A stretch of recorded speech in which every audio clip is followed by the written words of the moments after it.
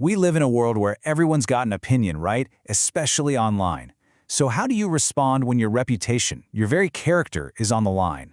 Today we're going to explore a really powerful answer to that question from the late scholar Dr. Muhammad Saeed Ramadan Al-Buti. He developed this incredible framework for how to face public condemnation with principle. So, let's just put ourselves in his shoes for a second. Imagine you're a public figure. You've just given a lecture, and all of a sudden you're hit with the most serious accusations you can think of: disbelief, misguidance, heresy. I mean, how do you even begin to respond to that? Well, for Dr. Al-Buti, this wasn't just a thought experiment. This was his reality. Okay, so first let's just set the scene and really understand the intense pressure he was facing. Right after one of his lectures, this absolute wave of criticism just crashed down on him. And we're not talking about simple disagreement. People were publicly labeling him a disbeliever, misguided, ignorant. In his world, in that context, these are not light words. They are the heaviest accusations you can throw at someone. So how did he react to these attacks? Did he fire back, right along angry defense? Nope. His initial response was silence. He literally chose to step back and defer the whole thing to a higher court, basically saying that God knew his true intentions, and that's the only judgment that ultimately matters. But here's the thing. His silence wasn't the end of it. Not at all. It was actually the foundation, the setup for the core principle that guided his entire response. This is where he pivots from being quiet to offering this incredibly powerful explanation. It all comes down to this central Islamic concept: sincerity of intention. His argument was pretty simple. He said, look, if my lecture was delivered sincerely, just for God, then God himself will be my defender. But if I did it to show off or to win some debate, well, then I've already lost everything that actually counts.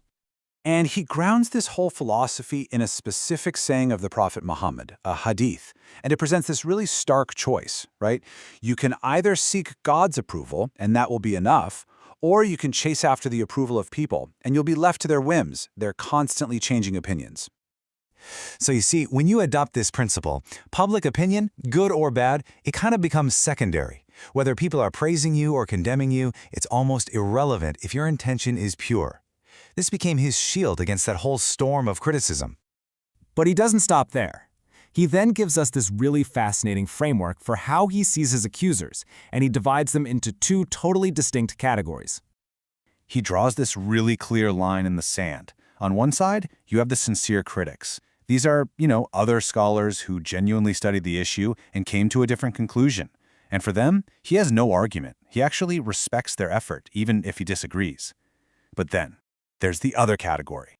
For those critics who he felt were motivated by personal hatred or envy or some self-interest, he has a completely different response. He doesn't engage them, he doesn't debate them. Instead, he invokes this powerful, historic prayer, once again handing the entire matter of justice over to God. And this is where his speech takes this really powerful turn. It shifts from being a logical, theological argument into something deeply personal, a spiritual climax that reveals where his ultimate loyalty truly lies. He recites these beautiful lines of poetry, and he's speaking directly to God.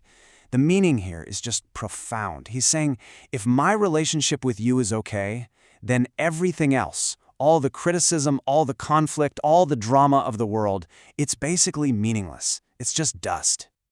So this just completely reframes the whole situation, doesn't it? The battle isn't really between him and his critics anymore. It's about his personal, spiritual bond. That connection is his anchor. And as long as that holds, no storm on earth can truly shake him. Okay, so what are the big ideas we can really pull from this powerful and principled response? Let's break down the key takeaways. At the very heart of it is this focus on the sincerity of your intention.